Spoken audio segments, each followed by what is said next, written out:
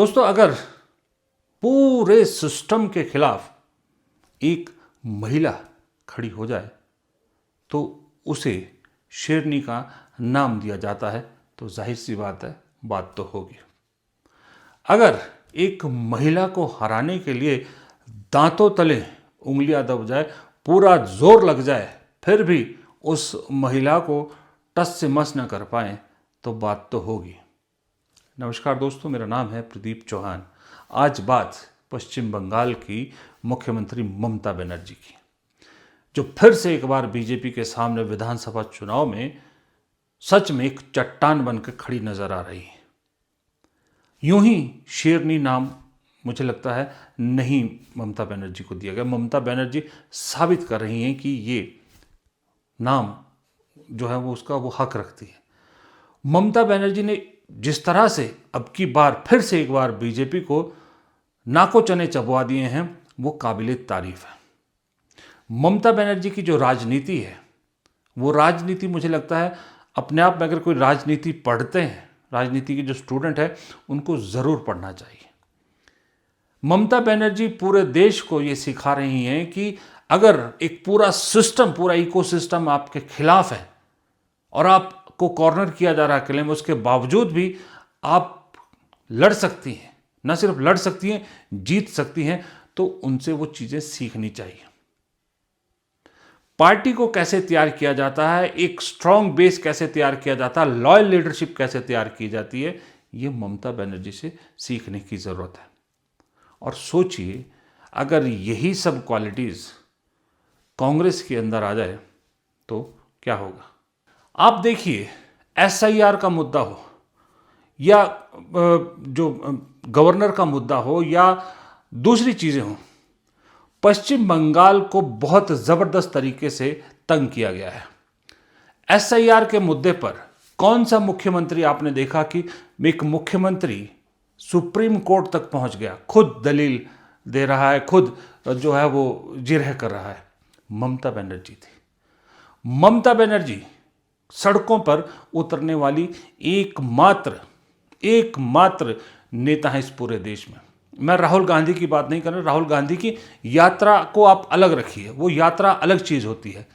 लेकिन हर मुद्दे पर सरकार से लड़ने का, केंद्र में बैठी बीजेपी से लड़ने का आज की डेट में सबसे जो एकमात्र और सबसे शक्तिशाली तरीका विपक्ष के पास बचा है, वो है सीधा जनता के बीच जाना।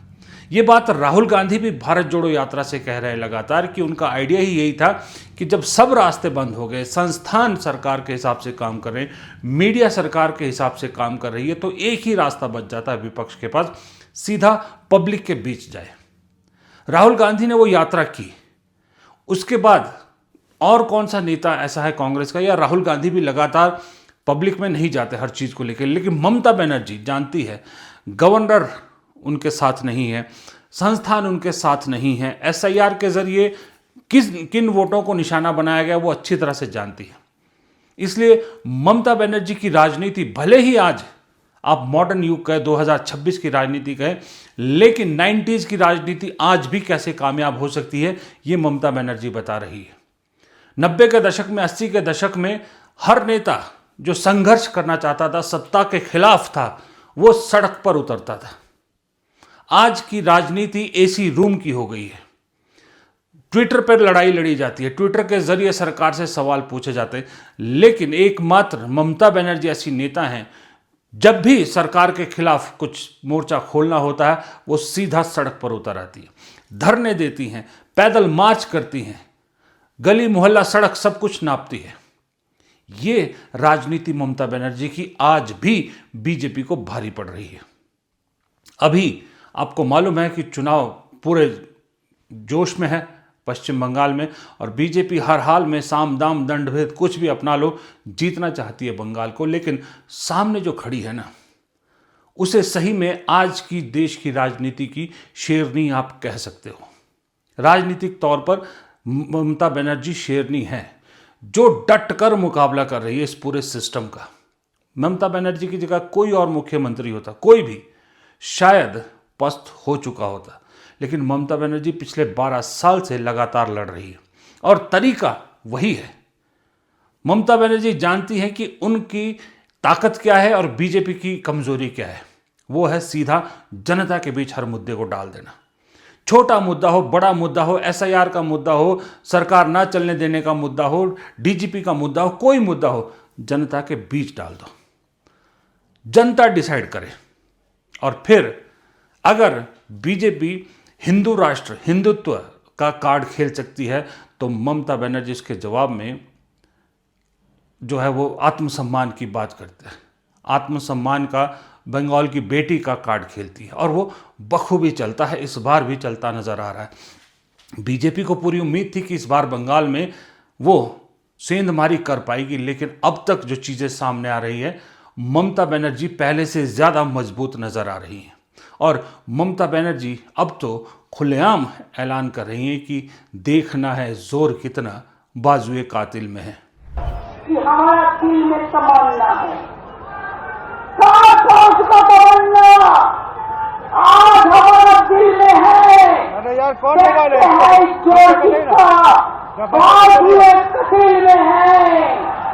और एक बार हम विश्वास करते हैं, आपको जो रोजा अल्लाह ने कबूल किया, भैया आपको आशीर्वाद दे, आपको दुआ दे, आपका शुभकामना दे, आपका परिवार अच्छा से रहे, भाई हिंदुस्तान अच्छा से रहे, बंगाल अच्छा से रहे। और जो बंगाल को टारगेट करे वो चार नाम में जाए। खुदी को पर गुलाम दिखना, खुदी को पर गुलाम दिखना हर तब्दील से पहले खोरा बंदे से खुद पूछे, बता तेरी इरादा क्या है। हमारा इरादा एक ही है, बीजेपी हटाओ, देश बचाओ। जय हिंद, जय बांग्ला। महिलाओं को ममता बनर्जी जितनी रिप्रेजेंटेशन देती है, कोई और पार्टी नहीं देती। आप सांसदों की लिस्ट उठा के देख लीजिए, सबसे ज़्यादा महिला सांसद तृणमूल कांग्रेस की है, अगर आप रेशो निकालेंगे। अभी विधानसभा चुनाव होने 294 विधानसभा सीटें हैं, 95 फीमेल कैंडिडेट खड़ी की हैं ममता बनर्जी ने। 95 कांग्रेस ने पूरे केरल में 100 या 100 कुछ सीटों पर जितने भी लड़ रही है, 7 या 9 महिला उम्मीदवार उतारी हैं। 7 या 9 महिला उम्मीदवार हैं शायद। ममता बनर्जी ने 95। और ये तो मैं भी आपको कई बार बता चुका हूं कि ये सरकार, खास करके मोदी शाह और उनके, अगर किसी से डरते हैं तो वो महिलाओं से डरते हैं। महिलाओं से उलझने से हमेशा बचते हैं, ये हमेशा बचते हैं। इसलिए प्रधानमंत्री सदन भी नहीं आते तो महिलाओं का नाम लेकर ही नहीं आते, खतरा है। ये ममता बनर्जी ने पार्टी को बहुत ज़बरदस्त तरीके से खड़ा कर दिया है। अब आप सोचिए, इस आज के विश्लेषण का दूसरा भाग, ये चीज़ अगर कांग्रेस में आ जाए तो क्या हो? अगर कांग्रेस ममता बनर्जी से ये चीज़ें सीख ले तो क्या होगा? मैं कहता हूं, ममता बनर्जी राष्ट्रीय स्तर पे जब राजनीति जीत करती हैं, जब वो अपने विधानसभा चुनाव जीत लेती हैं, तो उनकी राजनीति विपक्ष के हित की नहीं होती है, मैं मानता हूं। उनका पर्सनल हित ज़्यादा होता है। जब वो इंडिया गठबंधन को भी लीड करना चाहती है, कभी कभी उनके अंदर प्रधानमंत्री की वो भी आ जाती है। लेकिन जहां बुराई है वहां अच्छाई भी है। आपको अच्छी चीज़ें वहां से पिक करनी है। सबसे पहले कांग्रेस को ममता बनर्जी से ये सीखना चाहिए कि महिलाओं को आगे बढ़ाने से क्या फ़ायदा होता है। भले ही आप बड़े बड़े दावे करें कि 50 अंडर 50 हम देंगे, महिलाओं को ये देंगे, लेकिन जब भी टिकट डिस्ट्रीब्यूशन की बात आती है, हमेशा कांग्रेस में महिलाओं को ही कॉम्प्रोमाइज़ क्यों करना पड़ता है, महिलाओं को क्यों छोड़ना पड़ता है। कुछ दिन पहले कांग्रेस की एक प्रवक्ता है, शमा क्या नाम है, मैं भूल गया, माफ़ कीजिए, उन्होंने ट्वीट किया केरल के लिए कि कितनी कम रिप्रेजेंटेशन मिली। महिलाओं को आगे बढ़ाओगे आप तो आप देखिए, संसद में इस बार सत्र में दूसरा जो दौर आया, कौन सी सांसद आपके वो जो है वो भारी पड़े सरकार पे? महिला सांसद। पुरुष सांसद तो या तो मकर द्वार पे बैठे होते हैं या फिर हंसी मजाक वाले ज़्यादा है। दूसरा, कांग्रेस को ममता बनर्जी से टीएमसी से क्या सीखने की ज़रूरत है? वो सीखने की ज़रूरत है कि लॉयल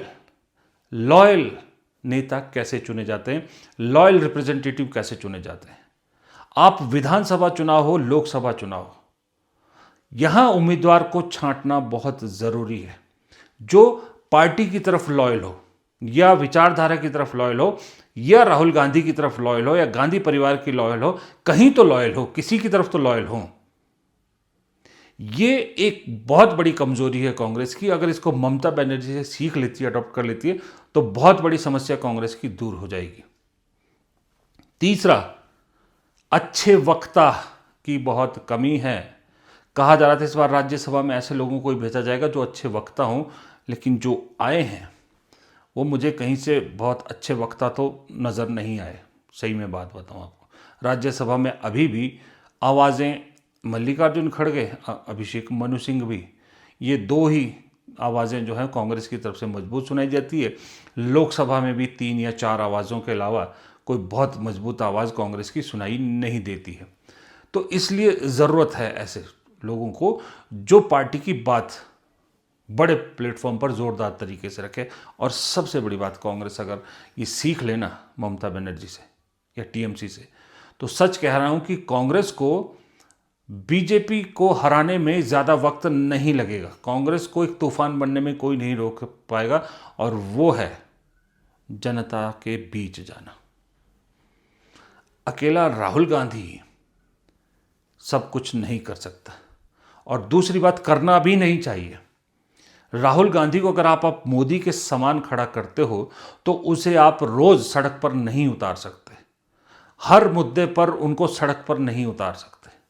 वहां पर आपको चाहिए वो लीडरशिप जो सही में मुद्दा, चाहे एसआईआर का मुद्दा, चाहे सीबीआई का मुद्दा, चाहे ईडी का हो मुद्दा, चाहे मुसलमानों का हो, किसी का भी, माइनॉरिटीज का हो, दलितों का हो, पिछड़ों का हो, कोई मुद्दा हो, जो नेता सड़क पे जाए और अपने साथ औरों को ले जाने की काबिलियत रखता हो, उसे पार्टी को आगे बढ़ाना चाहिए। ऐसे ही चेहरे को कांग्रेस को अपना इंचार्ज, प्रभारी, प्रदेश अध्यक्ष बनाना चाहिए। उदाहरण के तौर पे नाम देता हूँ, मैं ये नहीं कह रहा कि बहुत बढ़िया है, मुझे नहीं मालूम उनका इम्पैक्ट है कि नहीं, लेकिन जो दिखता है उसके हिसाब से पूरे देश में एक ही प्रदेश अध्यक्ष है कांग्रेस का जो मुझे रोज सड़क पर नजर आता है। उसका नाम है जीतू पटवारी, जो मध्य प्रदेश के अध्यक्ष हैं। जीतू पटवारी रोज आप देखिए उठा के, वो रोज सड़क पे किसी न किसी मुद्दे को लेकर सड़क पे हैं।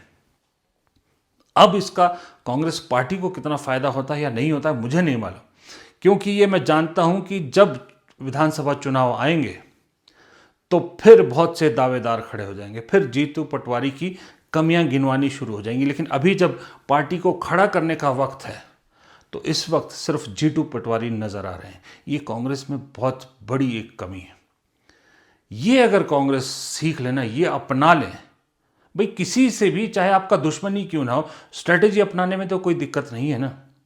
आपने बीजेपी से एक स्ट्रेटेजी जो है वो उसकी अपनाई है ना, कि उसने अपना आईटी सेल मजबूत किया, प्रोपोगंडा फैलाया, अब उसका जवाब नहीं देता बन रहा था, तब आपने देखा ना कि अगर उसका आईटी सेल मजबूत है तो हमें भी अपना आईटी सेल मजबूत करना होगा ताकि हम बराबर का जवाब दे सकें। और आज मजबूत हुआ तो उसका असर आप देख रहे हो कि भारी पड़ रहा है आईटी सेल आपका बीजेपी पे। तो इसी तरह से अगर आप वहाँ से सीख सकते हो तो ममता बनर्जी से ये सड़क की राजनीति क्यों नहीं सीख सकते? क्यों संघर्ष ट्विटर पे ही होता है? क्यों संघर्ष सोशल मीडिया पोस्ट तक ही है? क्यों ये संघर्ष सड़क तक नहीं पहुंचता? क्यों संघर्ष सड़क पे पहुंचाना हो तो जिम्मेदारी सिर्फ और सिर्फ यूथ कांग्रेस की क्यों है? जब भी कोई रोष प्रदर्शन कुछ करना होता है वहाँ यूथ कांग्रेस ही दिखती है। यूथ कांग्रेस के जो है वो आपको पूरा वोट नहीं ला सकती, आपको जीत नहीं दिला सकती। यूथ कांग्रेस यूथ को मोबिलाइज कर सकता है, लेकिन उसको वोट में कन्वर्ट करने के लिए बड़े नेताओं का भी सड़क पर उतरना ज़रूरी है। अच्छा, ममता बनर्जी की एक और खासियत है बीजेपी को जो परेशान कर रही है, वो है ममता बनर्जी का सपोर्ट सिस्टम। जितने भी डायनेस्ट पॉलिटिक्स हैं, जो खास करके रीजनल पार्टीज की मैं बात कर रहा हूं, आप उठा के देख लीजिए, आप आकाश आनंद, बीएसपी मायावती के भतीजे, तेजस्वी यादव, यहाँ तक कि अखिलेश यादव भी मैं कहूँगा, आप आदित्य ठाकरे और उनके पिता उद्धव ठाकरे की बात कर लीजिए, या और कोई भी पार्टी ले लीजिए, सुखबीर बादल ले लीजिए, चौटाला के बच्चे ले लीजिए, दुष्यंत चौटाला, अभय चौटाला, या वो अजय चौटाला, कोई ले लीजिए, पिता की जो लेगेसी थी, या पिता ने जो एक, या माँ ने, या जो भी उस चाचा ने, ताया ने, जिसने भी वो एक जो पार्टी खड़ी की है, उस पार्टी को आगे नहीं ले जा पाए। वो लाइबिलिटी ज़्यादा साबित हुए हैं। ये सारे नेता अपनी अपनी पार्टी के लिए लाइबिलिटी साबित हुए हैं, लेकिन अभिषेक बनर्जी अकेले ऐसे नेक्स्ट जनरेशन है जो ममता बनर्जी के लिए लाइबिलिटी नहीं, एसेट साबित हुए हैं। अभिषेक बनर्जी लगातार 2014 से सांसद है, लेकिन अभिषेक बनर्जी एक बार भी ऐसा नहीं लगा कि अभिषेक बनर्जी की वजह से ममता बनर्जी को नुकसान हो रहा है। अभिषेक बनर्जी दिन प्रतिदिन अपने आप को निखार रहे हैं। अभिषेक बनर्जी की रैलीज में देखिए लाखों की भीड़ जमा होती है। अभिषेक बनर्जी को सुनने में जो है वो लोगों को आनंद आता है। अभिषेक बनर्जी जब संसद में भी बोलते हैं, मैं तो ज़रूर सुनता हूँ, क्योंकि बहुत अच्छा बोलते हैं अभिषेक बनर्जी। एक ज़बरदस्त तरीके से उन्होंने अपने आप को प्रूव कर दिया है कि वो सही में ममता बनर्जी के उत्तराधिकारी हैं, और ये ममता बनर्जी की बहुत बड़ी ताकत है कि उनका एक सपोर्ट सिस्टम, बहुत सॉलिड सपोर्ट सिस्टम जो है वो खड़ा हो गया है। अगर खुदा न खास्ता ममता बनर्जी को जैसे सरकार चाहे तो मुख्यमंत्री के तौर पे भी जेल में डाल देती है। आजकल हेमंत सोरेन, अरविंद केजरीवाल इसके उदाहरण हैं। इन केस अगर वैसा हुआ भी तो ममता की पार्टी टूटेगी, बिखरेगी नहीं। अभिषेक बनर्जी वो स्तंभ बन चुके हैं जो उस पार्टी को संभाल लेंगे। ये मुझे लगता है ममता बनर्जी को बहुत बड़ी ताकत देता है कि भाई अगर मेरा सपोर्ट सिस्टम इतना सॉलिड है तो फिर खुल के वो लड़ सकती हैं। दूसरा, ममता बनर्जी का एक बहुत बड़ा सपोर्ट सिस्टम ये है कि वो परखती बहुत अच्छा है। उनके आपने लोकसभा सांसद, राज्यसभा सांसद देखे हैं, यूं लगता है कि चुन चुन के भेजे हैं। आप संसद में राहुल गांधी, प्रियंका गांधी, गौरव गोगोई, मल्लिकार्जुन खड़गे या 2-3 और कांग्रेस के इन नेताओं को हटा दीजिए तो सबसे बेहतरीन वक्ता सिर्फ तृणमूल कांग्रेस के होते हैं।